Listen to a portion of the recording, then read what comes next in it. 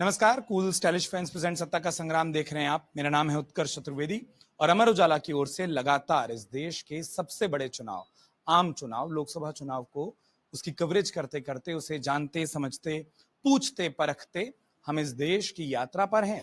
दो बड़े राजनीतिक सूबे, बिहार और उत्तर प्रदेश, जिसमें हम लगातार अपने चुनावी रथ के साथ सफर कर रहे हैं।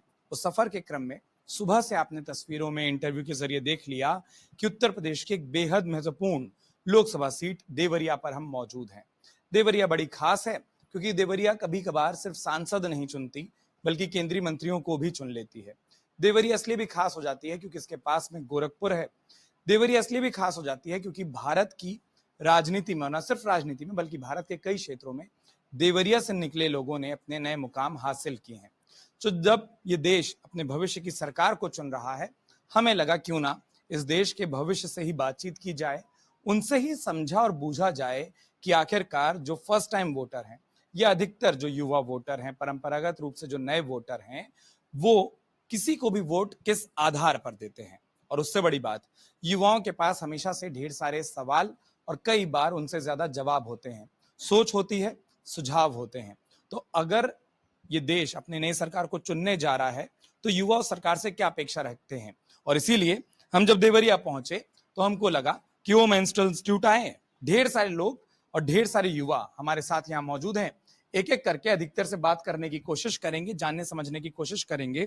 और दो ही सवाल, हम 50-60 लोगों से ये नहीं पूछना चाहते कि कौन जीता। 50-60 लोग मिलकर किसी भी लोकसभा का परिणाम कभी भी नहीं बता सकते। तो जो सवाल मूल रूप से हम पूछना चाहते हैं वो आप सबके लिए बराबर है कि आपके हिसाब से बतौर युवा आप लोगों के हिस्से का मुद्दा क्या है, जिस पर आप किसी भी सरकार को, किसी को भी चुनोगे, वो मुद्दा क्या है। और दूसरा, अगर आपके पास मौका हो एक सुझाव देने का तो वो आने वाली सरकार को सुझाव क्या है। और जो भी बात करें अपने नाम के साथ। Hello sir, this is Sanjana and मैं अभी सर मेरा नाम संजना है और मैं अभी ग्रेजुएशन लास्ट ईयर में हूँ। सो आई एम अ युवा और मैं इस टाइम फर्स्ट टाइम वोट करने जा रही हूँ। तो मेरा मेन मुद्दा यही रहेगा कि जैसे कि लोग आजकल जॉब में और जीविका में डिफरेंस भूल चुके हैं कि जीविका क्या होती है और जॉब क्या होता है। जॉब, अगर आपको गवर्नमेंट सेक्टर है तो आपको गवर्नमेंट जॉब भी चाहिए, जो कि गवर्नमेंट जॉब्स आजकल डिप्लीट हो चुके हैं, बिल्कुल नहीं आ रहे हैं। और एज अ स्टेट यूपी आप देख सकते हैं कि टीचर्स की वैकेंसी बहुत ही भारी मात्रा में गिरती जा रही है। तो मेरा मेन मुद्दा तो जॉब है एंड सेकेंडली डेवलपमेंट। जैसे कि आप देख सकते हैं कि गोरखपुर में जिस तरह के रोड्स और जिस तरह की बिल्डिंग्स बन रही हैं, वैसे ही आप देवरिया में बहुत कम देखेंगे क्योंकि वहाँ पे नहीं है। और जैसे कि यहाँ पे बहुत सारे ऐसे चौराहे हैं, ढाला, जहाँ पे जैम की बहुत बड़ी दिक्कत होती है। एज अ स्टूडेंट मैं वहीं से आती हूँ, तो मुझे अप्रॉक्स 20 मिनट्स लग जाते हैं एक जाम को क्रॉस करने में। और जो कि रोड है सिर्फ 10 से 15 मिनट का, मुझे लग जाते हैं आधे घंटे सिर्फ उस रोड को क्रॉस करने में बिकॉज ऑफ द जाम। और वहाँ पे एक बहुत मेरे तरफ से एक सजेशन है कि वहाँ पे एक बेसमेंट बन जाए तो बहुत ही हेल्पफुल हो जाए, जिसकी कंप्लेन मैं खुद बहुत बार कर चुकी हूँ। मैंने बहुत सारे ईमेल्स किए हैं पर कभी किसी का रिस्पॉन्स नहीं आता है। तो मैं चाहूँगी कि ये सब चीज़ों पे डेवलपमेंट हो और ये सब चीज़ें पे ध्यान दिया जाए।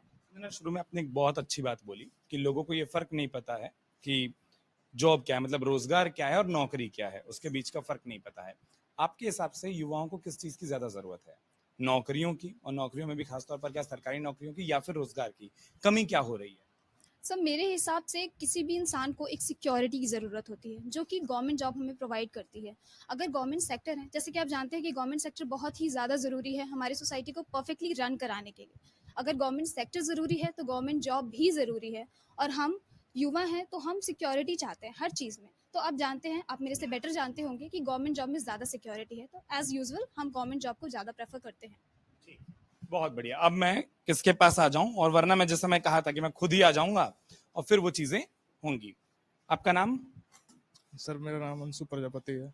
अंशु, यही सवाल है, अगर मान लो आपके पास मौका है, एक नई सरकार बन रही है देश में, आपको सुझाव देना हो कि नई सरकार को सबसे पहले कौन सा काम ठीक करना चाहिए, सबसे पहले कौन सा काम करना चाहिए, आपके हिसाब से वो क्या होगा?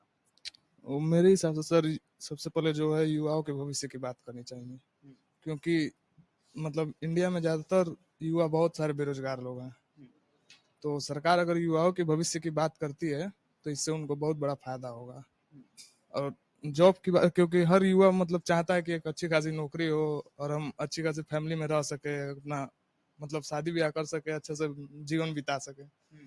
तो हर युवा मतलब नौकरी की तलाश में रहता है, पढ़ता है, मेहनत करता है, लेकिन सही समय पे अगर जॉब नहीं मिलता है तो वो निराश बहुत होता है।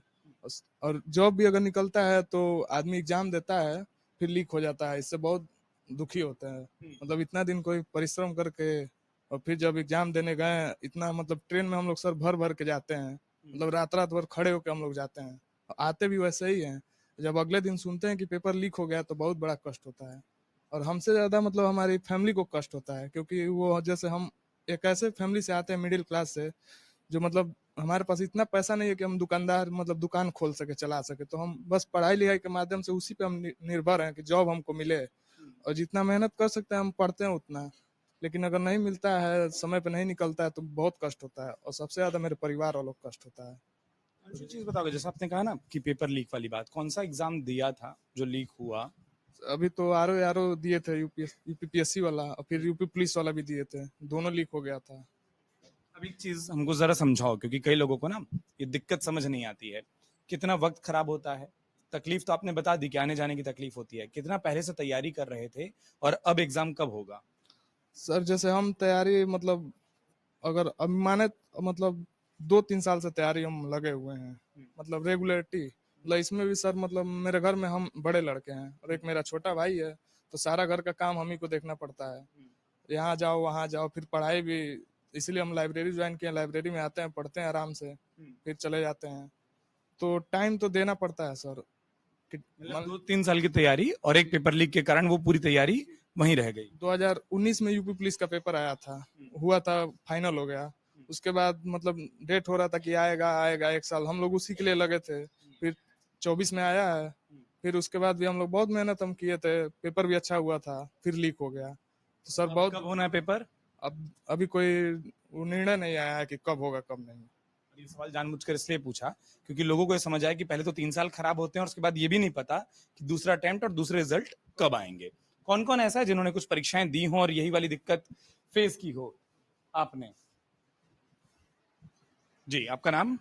जी, मेरा नाम सुभा चौरसिया है। कौन सा पेपर दिया? यूपीपी का दिए थे। यूपीपी का जब आपने पेपर दिया, थोड़ा आराम से बताना, कितना पहले से तैयारी कर रहे थे, कितना समय गया और क्या क्या दिक्कत आई थी? सर मैंने 2 साल से तैयारी की थी और पेपर भी अच्छे हुए थे, और पेपर लीक के कारण उसका डिप्रेशन, हर चीज़ हम लोग को सताता है। घर की जिम्मेदारी, हर चीज़ ऐसा होता है जो हम लोग किसी से दया नहीं कर सकते, बयान नहीं कर सकते, बता नहीं सकते। मुझे एक चीज बताओ, इस बार वोट होगा, हर बार होता है, हर 5 साल में वोट होते हैं, ढेर सारे चुनाव आते हैं। जब आप वोट देने जाते हो, क्या सोचकर वोट देते हो? मतलब युवा क्या वो सोचकर वोट देता है? उसको अपने हिस्से का मुद्दा दिखाई देता है, नहीं देता है? हम लोग की बेरोजगारी हटेगी, इसी की वजह से जाते हैं। इसी की वजह से जाते हो? हाँ। ये तो उम्मीद हुई। क्या युवाओं के हिस्से पर कोई बात करता दिखाई देता है? मैं किसी एक का नाम नहीं पूछ रहा, पर मैं पूछ रहा हूँ क्या नेता इस पर बात करते हैं कि हम आएंगे तो बेरोजगारी हटाएंगे, या हम आएंगे तो नौकरियां देंगे, हम आएंगे तो फॉर्म जल्दी जल्दी निकालेंगे, जैसा उन्होंने कहा, इन्होंने कहा कि वैकेंसी निकलेगी। इस पर कोई बात करता है या सब नेता अपने हिस्से की बात करते सब नेता अपने हिस्से की बात नहीं करते हैं। जैसे कि राहुल गांधी ने बोला है हैं? कि हमारे आने के बाद से युवाओं को रोजगार मिलेगा, नौकरी वैकेंसीज निकलेंगी, और रहा ये अग्निवीर वाला, इसको भी हटाएंगे। तो ये सब बात सबके मुंह से हम नहीं सुने हैं। सबके मुंह से बात नहीं होती है। ठीक है, और कौन था जिसने बोला था कि यूपी पुलिस के पेपर पर?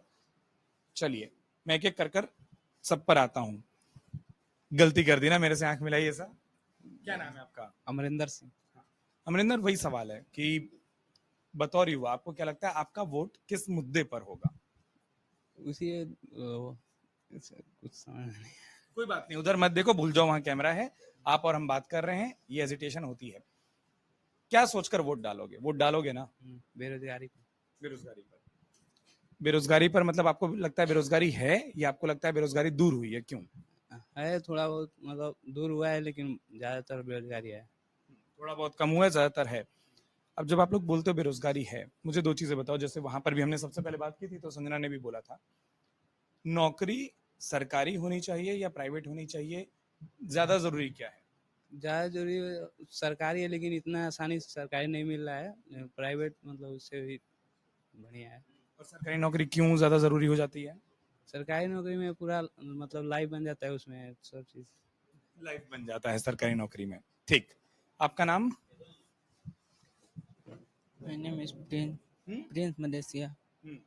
थोड़ा सा जोर से बोलना पड़ेगा। मैं यही पूछना चाहता हूं जो मैं सबसे पूछा, सरकार बनेगी, आपके हिसाब से अगली सरकार को सबसे पहला काम क्या करना चाहिए, आपका सुझाव क्या होगा? युवाओं को रोजगार देना चाहिए। युवाओं को रोजगार देना चाहिए। Yes sir. इतना धीरे दोस्तों से बात करते उनको नहीं बुलाते होगे, है ना? ठीक है, कोई बात नहीं। इतना ही धीरे बोलता है जो बगल में बैठता है? नहीं। नहीं, जोर से बोलता है ना। बैठ जाओ बैठ जाओ। क्या नाम हुआ आपका? नितेश चौहान। नितेश चौहान। नितेश। यही सवाल है, मतलब सबसे पहला अगर एक सुझाव देना हो और बैग रख दो अगर बहुत भारी है तो, आपके हिसाब से सरकार बन जाए, किसी की भी बने, सबसे पहले क्या करे? बेरोजगारी दूर करें। बेरोजगारी। तो बेरोजगारी दूर करने का मतलब क्या? जैसे अभी देश में बहुत सारी संख्या है जो युवा अपने आप को बेरोजगार बताते हैं, क्या सबको सरकारी नौकरी दी जाए? नहीं, जरूरी थोड़ा ना सरकारी नौकरी हो प्राइवेट नौकरी, बस नौकरी मिलनी चाहिए किसी भी सेक्टर में। सरकारी नौकरी जरूरी थोड़ा ना है। नहीं, अभी कई लोग, जैसे अब आपने भी सुना होगा, कई लोग बोल रहे थे कि सरकारी नौकरी जरूरी है, आपको ऐसा नहीं लगता? नहीं लगता। और ऐसा क्यों होता है कि अधिकतर लोगों को सरकारी नौकरी ज्यादा पसंद आती है? अब उन लोग को लगता है जिसको, अब हमारे हिसाब से नहीं लगता सरकारी नौकरी जरूरी है। तो फिर जब आप जैसे बोल रहे हो कि प्राइवेट नौकरी भी चलेगी, आपको क्या लगता है रोजगार क्यों नहीं है, दिक्कत कहाँ आ रही है? रोजगार, पढ़ाई उढ़ाई मतलब स्टडी, कुछ माहौल, इसकी वजह से नहीं है, पढ़ाई का माहौल नहीं है इसलिए दिक्कत है। हाँ, ऐसे भी कर सकते हैं। चलो मैं कोशिश ये करता हूँ कि कौन खुद होकर बोलना चाहे पहले उन पर आ जाएं, फिर अगर अपने अपने हाथ उठा दें तो ज्यादा आसान होगा। हाँ, क्या ना, आप जैसे को दो चार को सुनेंगे तो उनको समझ आएगा क्या बात रखनी है। आपका नाम? नाम अखिलेश रावत, यही बरियारपुर से हूँ।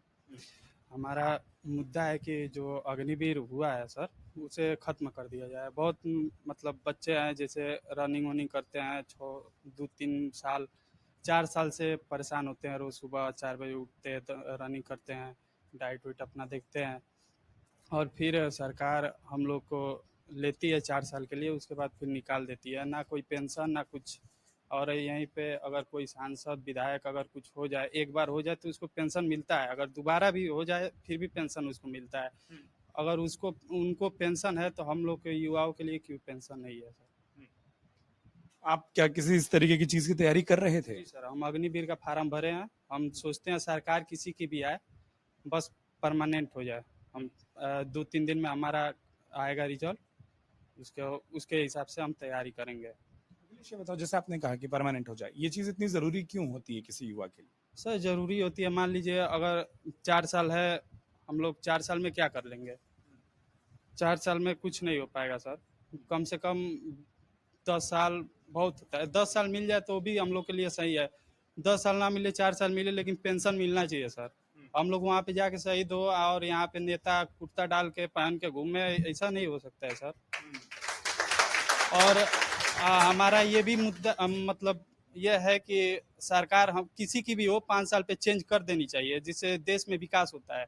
अगर एक सरकार बराबर बनी रहती है ना तो देश में विकास नहीं होता है, वो अपना कब्जा बनाते हैं। सरकार चेंज कर देनी चाहिए। मैं कहा था ना कि जो खुद से बोलेगा उसके बाद बहुतों को हौसला हिम्मत आ जाएगा। अब कौन है जो जिसको लगता है कि हाँ इतनी जोर से जो ताली बजाए, हाँ जो जोर से ताली बजाए उन्हीं के पास आ जाना चाहिए, और वो दोस्त को याद रखना जो इशारा कर करके बताए कि वहां चले जाओ। इसके बाद आप एक पास आएंगे। सर मेरा नाम सत्येंद्र यादव है, और सबसे पहले हम बात करेंगे, युवा है तो रोजगार पे ही बात करेंगे। तो सर देखिए, सरकार किसी के भी हो, बहस उससे नहीं है। कोई भी सरकार है, युवाओं को रोजगार दे। और रोजगार मतलब लोग कहते हैं कि किसी को लोकसभा राज्यसभा के बारे में पता नहीं है और वो रोजगार पे बात करते हैं। तो देखिए सर, इसके बारे में हम ये कहना चाहेंगे, ठीक है लोकसभा राज्यसभा के बारे में ना, जिसके बारे में मतलब जो जिसके लायक है उस तरह के उसके रोजगार दिया जाए। और ये जैसे यूपी में ये अभी यूपी पीईटी का एग्जाम, यूपी ट्रिपल एससी के तहत पीईटी का एग्जाम होता है, इसका सर मुझे अर्थ नहीं समझ में आ रहा है। एग्जाम हो रहा है, उसमें 35 लाख 40 लाख लड़के फॉर्म भर रहे हैं, और फॉर्म भर रहे हैं तो एग्जाम देते टाइम क्या हालत हो रही है वो सिर्फ हम ही लोग बता सकते हैं। मतलब कोई त्योहार है या कोई पर्व है तो उसके लिए स्पेशल ट्रेनें चलाई जाती है, लेकिन जब एग्जाम हो और आंकड़े सरकार के पास रहते हैं कि इतने लाख लड़के फॉर्म भरे हैं, तो फिर केवल एग्जाम के दिन जब 35 लाख लड़कों का 2 ही दिन में एग्जाम करवा रही है, तो उसके लिए स्पेशल ट्रेन क्यों नहीं चलाती है, ताकि लड़के अपना आराम से यात्रा करके एग्जाम दे सके। एक तो लड़के फॉर्म भरने का फीस अफोर्ड करे, उसके बाद अपनी यात्रा का अफोर्ड करे, फिर यात्रा में जो भी खर्चे खाने पीने में वो अफोर्ड करे, उसके बाद पीटी एग्जाम दे के आए, उसके बाद सालों तक कभी 500, कभी 1000, कभी 2000 वैकेंसी आ रही है। तो इसका क्या अर्थ है सर? मतलब ये समझ में नहीं आता है। और उसके बाद जो पेपर लीक का समस्या है, तो वो तो खैर हर सरकार में होती है, फिर भी अगर लीक हो रहा है तो उसका गहन जांच किया जाए और उसके बाद प्रभावी तरीके से उसका तत्काल मतलब अगला एग्जाम, अगले री एग्जाम करवाने की व्यवस्था की जाए। अभी चुनाव होता है, कोई भी चुनाव होता है, उसके परिणाम या जो भी हो, उसमें कोई लेट नहीं होता है, कोई देर नहीं होता है। लेकिन अगर एग्जाम की बात हो, तो एग्जाम अगर इस साल हो रहा है तो पता चलता है कि किसी किसी एग्जाम को तो क्लियर होने में 3-4 साल भी लग जाते हैं। अभी देखिए आरओ का एग्जाम लीक हुआ है, अब इसका कब री एग्जाम होगा कोई फिक्स नहीं है। ये तो यूपीएससी एक ऐसे है कि समय मांगती है, तो समय तो युवा 2 साल 3 साल देता है, उसके बाद पेपर लीक होने के बाद भी वेट करता है कि कब री एग्जाम होगा, उसके इंतजार में कितना टाइम वेस्ट होता है। तो इस सब के बारे में हम कहना चाहेंगे, और यही सब 2-4 मुद्दे हैं, तो इन सब पे सरकार को ध्यान देना चाहिए कि जो भी एग्जाम करवा रहे हैं उसको लीक ना हो, या फिर जो भी हो उस पर ध्यान दिया जाए। और एग्जाम अगर लीक हो भी जा रहा है, लीक तो सब सरकार में हो रहा है, तो उससे कोई मतलब मेरी तरफ से आलोचना नहीं है। हो रहा है, युवा हैं, ज्यादा लोग हैं, कुछ अच्छे लोग भी है, कुछ खराब लोग है, तो पेपर तो लीक हो गया है। लेकिन अगर पेपर लीक हो रहा है तो उसको री एग्जाम करवाने की तुरंत व्यवस्था, मतलब जितना जल्दी हो सके उसकी व्यवस्था की जाए, और युवाओं को संतावना देकर युवाओं के भविष्य के साथ खिलवाड़ न किया जाए। आपने एक चीज बोली थी और तमाम लोग ताली बजाकर बोल रहे हैं, वैकेंसी का जहां आपने सवाल पूछा, मैं एक चीज पूछना चाहता हूं। जैसे आपने कहा कि इतने सारे बच्चे और वैकेंसी कम आती है, अब उसमें सरकारों का एक तर्क होता है, और मैं आप लोगों से समझना चाहता हूं। जैसे सरकारें बोलती हैं तो क्या जितने बेरोजगार हैं उतनी वैकेंसी निकाल दें, फिर तो कट ऑफ नहीं रहेगा। तो जैसे आप लोग बोलते हैं वैकेंसियां कम निकलती हैं, तो कितनी निकलनी चाहिए, कितनी इसकी परिभाषा कौन तय करेगा? मैक्सिमम सर को सरकार को कोशिश करनी चाहिए कि मैक्सिमम जितनी मतलब वैकेंसी जो उतना दे, क्योंकि कई लोग ऐसे होते हैं जो खा खा के मरते हैं, कई लोग बिना खाए मरते, कोई खा खा के मर रहा है, कोई खाए बिना मर रहा है। तो इस बात पे उनको ध्यान देना चाहिए कि कौन किस एज तक पहुंच गया है, उस हिसाब से जितना अधिक हो सके उतना वैकेंसी देने की उनको कोशिश करना चाहिए। जैसे अभी बगल के अपने राज्य देख लीजिए, बिहार कितना पिछड़ा वो पिछड़ा राज्य माना जाता है, और पिछड़ा राज्य होने के बाद भी सिर्फ लगभग 2 साल में 3-4 लाख टीचर वगैरह और सब बिहार एसएससी वगैरह मिला के भर्तियां दी है। और यूपी का अगर वही आकलन करें तो टीचर का तो अता पता नहीं, एक बहुत ही उम्मीद के साथ यूपीपी की भर्ती आई थी, युवाओं में बहुत ही जोश और बहुत ही खुशी थी कि अब इस बार मेरा सिलेक्शन हो जाएगा और इस बार हमारे घर का भविष्य बदल जाए। लेकिन वो भी उम्मीद सिर्फ उम्मीद तक ही रह गई। ठीक है ना, भर्तियां उतनी हैं जितनी रिक्तियां हो, सरकार सारी भर्तियां कर ले। हाँ, और कौन इधर से अगर बोलना चाह रहा हो, वरना फिर वही वाली बात कि हम खुद आ जाएं। किस दोस्त की तरफ इशारा कर रहे थे? ये बगल वालों की तरफ जब इशारा करते हैं, ऐसे दोस्त फंसाने वाले ज्यादा होते हैं। क्या नाम आपका? अभिषेक मदेशिया सर। अभिषेक, वही सवाल है कि सरकार को क्या सबसे पहले ठीक करना चाहिए? आपके हिस्से का मुद्दा क्या है? अगर आप वोट डालने जाओगे, क्या सोचकर, किस मुद्दे पर? सर ये सबसे पहले हम वोट डालने जाएंगे तो ये सरकार से हमारी राय है सर कि जैसे जो एग्ज़ाम हो रहा है गवर्नमेंट एग्ज़ाम, उसको सर पहले जो सिक्योरिटी के साथ उसको प्रोवाइड कर रहा है उसको सर वो लीक ना हो, और उसके बाद लीक होने के बाद सर बहुत दिक्कत आती है सर। तो इसलिए हम ये चाहते हैं कि जो भी एग्ज़ाम कराया जाए गवर्नमेंट उसमें लीक ना हो सर, और जो उसका री एग्ज़ाम को जो शेड्यूलिंग है उसको सर वो जल्दी प्रोवाइड किया जाए सर। मतलब पहले तो पेपर लीक नहीं होने चाहिए, और दूसरा अगर लीक हो तो वो री एग्जाम जल्दी हो। ठीक है, किसके बात कर लूं आपके बाद? अब ये बताओ, क्योंकि आपको एक दोस्त ने फंसाया तो आप ही से पूछा जाए कि अब आपके बाद। हाँ, होता है ना, किया हुआ घूमकर आता भी है, तो जब इशारा किया है तो घूमकर इशारा आया भी है। क्या नाम आपका? ऋषु यादव। ऋषु यादव।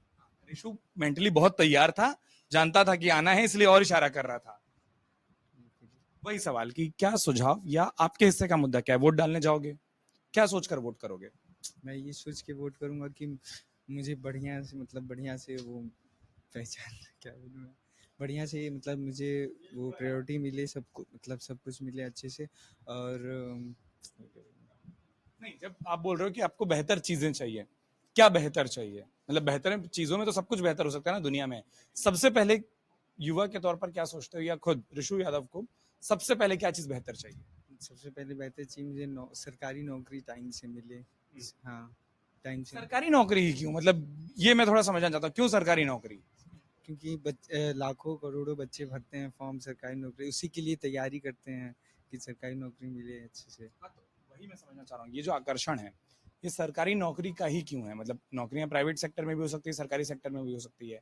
आप लोग ये क्यों सोचते हो कि सरकारी नौकरी की तैयारी करनी है? और ये समझने के लिए पूछ रहा हूँ, जो आपकी तैयारी उस पर सवाल नहीं है, मैं अपनी समझ को थोड़ा बेहतर करना चाहता हूँ। जैसे गरीब बच्चे हैं, जो गरीब बच्चे हैं वो अफोर्ड नहीं कर पा रहे हैं आईआईटी, जो भी ऐसी पढ़ाई हो रही हैं कि वो चीज़ें ना कर पा रहे हैं, तो इस वजह से सरकारी नौकरी में कम पैसे में हर चीज़ की मतलब सुविधाएं मिल रही है, इस वजह से मतलब सरकारी नौकरी पे ज़्यादा वो किया जा रहा है। क्या नाम है आपका? बिल्कुल तैयार बैठे थे, लेकिन वो होता है ना, वो हम लोगों को इशारा समझना होता है। आदित्य पटवा। आदित्य, वही सवाल कि क्या ऐसा है जो आपको लगता है आसपास सबसे गलत है और सबसे पहले सुधारा जाना चाहिए? मुझे लगता है कि जो ये टैक्स लग रहा है हर एक चीज़ों पे, वो सारी चीज़ों को थोड़ा कम किया जाए या उसको हटा दिया जाए। जो नई सरकार आने वाली है वो उसमें बोला जा रहा है, वो दावा किया जा रहा है कि हाथ बदलेगा हालात। तो जैसे वो बोल रहा है कि वो जीएसटी हटा देने वाली है सरकारें, तो फिर इस सरकार को भी कुछ ऐसा करना चाहिए कि जिससे जो गरीब है वो सरवाइव कर सके सबके साथ, और बेस्ट करना चाहिए कुछ अलग। किस चीज की आपने पढ़ाई की है? मैंने मैं अभी बस 12th फाइनल करके इंग्लिश किस सब्जेक्ट में? मैथ्स है। जैसे आप लोग ये बात बोलते हो, मैं इसलिए पूछना चाह रहा हूँ क्योंकि आप लोग सब पढ़े लिखे हैं, आप सब एक बात जानते हैं, अगर टैक्स होंगे ही नहीं तो जो तमाम चीजें इस देश में बननी है फिर वो कैसे बनेंगी? इसका सवाल कोई पूछता है कि मैनिफेस्टो का सिर्फ हम लोग वादा देख लेते हैं? हाँ, वो चीज़ें तो है। नहीं, मतलब वो सोचा कि नहीं सोचा? अगर सरकार के पास कोई टैक्स नहीं आएगा तो सरकार कैसे कुछ बनाएगी? बात है। हाँ, सही बात है। अब नहीं, आप लोगों के बीच में मैं एक खुला सवाल छोड़ रहा हूँ। क्या है ना, ढेर सारी सरकारें आजकल ये वादा करने लगी, और मैं वापस बोल रहा हूँ, मैं किसी एक का नाम नहीं ले रहा हूँ, हर सरकार कुछ ना कुछ फ्री देने की बात करती है। जब फ्री ही देने लगेंगे सब कुछ, तो फिर वो कुछ दिनों बाद बोलेंगे कि फिर नौकरी की जरूरत क्या है जब सब कुछ मुफ्त मिल रहा है। ये तर्क आएगा। फिर आप लोग बोलोगे नहीं, जॉब भी चाहिए और फ्री में चीजें भी चाहिए। या दूसरा, जैसे आपने कहा कि सरकार कुछ नहीं लेगी तो काम कैसे होगा? हाँ, ये बात तो सही है कि सरकार कुछ नहीं लेगी तो जाहिर सी बात है कुछ आगे काम कैसे करेगा। किसी गवर्नमेंट ऐसा है, जैसे अगर मान लीजिए जीएसटी भी सही बात है ले, ईमानदारी से एक बात बताओ, हम लोग वोट देने से पहले सिर्फ ये देखते हैं वादा क्या हो रहा है, ये देखते हैं वादा हो भी सकता है कि पूरा नहीं हो सकता है। ये भी बात सही है। अपना बताओ, दुनिया का छोड़ो। नहीं, गवर्नमेंट अब जो आने वाली है सरकार वो तो बोल रही है, अब पता नहीं आगे करेगी कि नहीं करेगी। हम बस सुनते हैं और उस पे करने का सोचते हैं। और ये भी देखना जरूरी है कि हाँ, सरकार पहले क्या कर चुकी है ये सर गवर्नमेंट, और क्या कर सकती है, ये जानना जरूरी है। और जो सर गवर्नमेंट है इस टाइम का बीजेपी, वो क्या कर रही है इस टाइम पे, और उसके हिसाब से ही हमें आगे बढ़ना चाहिए और उसे हमें वोट सोच समझ के देना चाहिए। हमारा वोट बहुत जरूरी है क्योंकि आने वाला फ्यूचर हमारा डिसाइड करता है। ये सबसे अच्छी बात कही कि ठीक है, मुद्दा कुछ भी हो वोट सोचकर होना चाहिए। क्या नाम आपका? मिथिलेश। मिथिलेश, वही सवाल है कि आप लोग वोट क्या सोचकर देते हो? सर हम वोट यही सोच के देते हैं कि हमारा भविष्य बेहतर हो, आगे चल के अच्छा कार्य करें और अच्छे से व्यवस्था हमें दें, सुविधा दें, इसीलिए वोट करते हैं ताकि हम आगे अपना करियर बहुत बढ़िया बेटर कर सकें। ईमानदारी से, एकदम ईमानदारी से बात हो रही है ना? यही सोचकर वोट देते हो या ये सोचकर देते हो उसका वादा अच्छा है, उसकी पार्टी अच्छी है, इस नेता को रील में ज्यादा देखा था, इसका व्हाट्सएप पर ज्यादा आता है, या ऐसा कुछ हो जाता है कि नहीं बिरादरी का है, या जितनी चीजें अभी कही वो सोचते हो? जी, ये तो बिल्कुल नहीं। हम कभी सोचते हैं कि हम उनको अपने जात बिरादरी के हिसाब से देंगे या फिर उनका रील ज़्यादा वो है, पॉपुलर है, ऐसा कभी नहीं। अभी मेरा पहला हमें लग रहा है अटेम्प्ट होगा वोटर का। अभी अभी 18 में हुआ हूँ, तो ये तो नहीं सोचता हूँ। ये देखता हूँ कि हाँ, वो उनका सही है, कार्यकाल सही लग रहा है और उनका बहुत बड़ा मायने रखता है शिक्षा सर, कि वो पढ़े लिखे हैं और अच्छे से बोल भी लेते हैं, मतलब अच्छे से काम भी कर सकते हैं। हम ये भी देखते हैं, ये ज़्यादा मैटर रखता है। अब जैसे आप लोग बताया, और ये मैं सब लोगों से पूछना चाहता हूँ, जब आप लोग किसी सरकार के पक्ष में या विरोध में खड़े होते हैं, जैसे उन्होंने कहा कि उन्होंने एक मैनिफेस्टो पढ़ा, एक चीज पढ़ी है, क्या आप लोग ये पढ़ते हैं कि कोई क्या वादा कर रहा है या बस हवा में? मतलब क्या पता है कौन कौन क्या क्या वादा कर रहा है और हम चुनाव कर पा रहे हैं 2 के बीच में, 3 के बीच में, 4 के बीच में? जी सर, देखते तो हैं लेकिन उतना मतलब कि अभी उतना हम ध्यान नहीं दे पाते हैं, मतलब ये पॉलिटिक्स पे उतना नहीं वो है। लेकिन जो भी है समाज में जो रहता है वो आ ही जाता है कि वो क्या कर रहे हैं क्या नहीं कर रहे हैं, इसके हिसाब से तो अपना कुछ माइंड सेट होता ही है इसी हिसाब से। लेकिन ये भी है, हम तो ये कहना चाहेंगे कि अगर हमें कुछ अपने मन में आ रहा है, अगर जो कि नहीं ये गलत कर रहे हैं वो सही कर रहे हैं, तो वो जो गलत कर रहे हैं उनको बताना चाहिए। हम हमारा नहीं है इस टाइम, लेकिन हम उनसे कह के करा सकते हैं, ये करा सकते हैं। अच्छा चलो, अब आपने एक चर्चा और छेड़ दी। अब जैसे उन्होंने कहा कि नेताओं से कुछ कह के अपनी बात को हम पूरा करा सकते हैं, किसको ऐसा लगता है? एक बात बताइए, आपका नाम क्या है? रीमा यादव। जी रीमा, अब सारे दोस्त बोल रहे हैं, तमाम चीजें हैं, वही सवाल आपसे पूछूंगा, क्या सोचकर आप वोट करोगे? सर हम ये सोच के वोट करेंगे कि युवाओं के साथ जो भी हो रहा है, जैसे एग्ज़ाम देने जाते हैं कितनी दिक्कतें झेलनी पड़ती है। मेरे घर भी 2 भाई हैं और एक एलएलबी करते हैं, उनको भी बहुत सारी दिक्कतें, वो 6 साल से तैयारी करते हैं। इस बार उनको लग रहा है कि निकलेगा बट नहीं निकलता है, बहुत निराश होते हैं घर वाले भी। अच्छा, जैसे आपने एक विषय उठाया और ये सब लोगों के लिए, इसमें किसी के पास विचार हो तो प्लीज बताना, क्या आप में से किसी को भी किसी भी मैनिफेस्टो में, मैं किसी एक पार्टी का नाम नहीं ले रहा हूं, ढेर सारी पार्टियां हैं, कोई अपने घोषणा पत्र में ये वादा करती है कि हम आएंगे तो हर 3 महीने पर नियुक्तियां लाएंगे? जैसे उन लोगों का कैलेंडर है ना, अभी किसी ने बहुत अच्छी बात कही थी कि नेताओं का तो वोट लीक नहीं होता, नेताओं के चुनाव का टाइम है, आप सबको पता है कि तारीख कब है, 1 तारीख को वोट डालना है, 4 तारीख को परिणाम आना है, लेकिन आपको ये नहीं पता कि अगली भर्ती कब आएगी। तो क्या कोई भी पार्टी भर्ती कैलेंडर पर बात करती है? क्या कोई भी पार्टी फॉर्म के सस्ते होने पर बात करती है? क्या कोई भी पार्टी एजुकेशन के फ्री होने पर बात करती है? दिखाई देता है या सब अपने हिस्से की बात करते हैं? सर सब अपने हिस्से की बात नहीं करते, बट कोई भी ये नहीं कहता है कि मतलब ये सब कब, जैसे कोई भी एग्ज़ाम हम लोग देते हैं लीक हो जाती है, ये नहीं कब पता है कि कब होगा कब नहीं होगा। जैसे हम लोग डीएलएड करते हैं, हम अभी बहुत मतलब ये रहता है कि हाँ टीचर की भर्ती है, हम बीएड का एग्ज़ाम दिए वो भी निरस्त कर दिया गया, बीएड में तो एक पता चला है कि भी गड़बड़ी हुई कि पहली से 5वीं के बीच की क्लासें हटा दी गई हटा हैं। दी गई है ये सब, इसलिए वो छोड़ के मुझे डीएलएड करना पड़ा। मैं पहले बीएड में ही एडमिशन ली थी। अब ये बताइए, हाँ, अब ये जो एकदम से नियम बदल जाते हैं और आप लोग पढ़ाई शुरू करते हैं, कितना समय और कितना धन कितना खराब होता है? सर बहुत दिन खराब हुआ, मेरा लगभग 1 लाख रुपए चला गया और मैं 1 साल करके छोड़ दी, और उसके बाद से फिर मुझे बीटीएस में एडमिशन लेना पड़ा, ये सोच के कि मतलब ये 1 से 5 तक पढ़ाना ही उसमें निरस्त कर दिया गया, इसलिए हुआ कि बीएड करना नहीं जरूरी है, डीएलएड करना जरूरी है। अब कोई ऐसा पैसा वापस नहीं आया होगा? ये सब कोई नहीं आया। और कोई जो अपनी बात रखना चाहे, वरना इस बात को तो हम समझ रहे हैं कि एक सच्चाई ये भी है कि बिजली भी तमाम बुनियादी सुविधाओं के बीच में एक सुविधा है, और लाइट कटौती हो तो आप लोग को तकलीफ नहीं देनी चाहिए, है ना जी? सर बिजली भी बहुत ज्यादा कट रही है। हाँ, तो मान लीजिए कि इस टाइम चुनाव है तो इतना नहीं कटौती करना चाहिए, उनका वोट कट भी सकता है, इस पे ध्यान देना चाहिए उनको, जनता अपनी मूड बदल भी सकती है। जी सर, इसे कहते हैं नेताओं के लिए फ्री की एडवाइस और फ्री की टिप कि कभी कटौती करो मत करो, चुनाव के दौर में मत करो, वरना जनता का मूड बदल भी सकता है और गर्मी के मौसम में दिमाग गर्म भी हो सकता है कि फिर वोट डालते तक ये सोच लें। लेकिन एक काम हमारा करिएगा, लाइट आ गई तो जब अच्छा उजाला आए तो एक अच्छे उजाले की बात भी कर लेनी चाहिए, वो ये कि मैं चर्चा को यहीं विराम दे रहा हूं, आप सबने अपने मुद्दे रखे, मेरे ख्याल से सबकी बात आ गई, कोई रह गया हो? हाँ, आप दोबारा रह गए।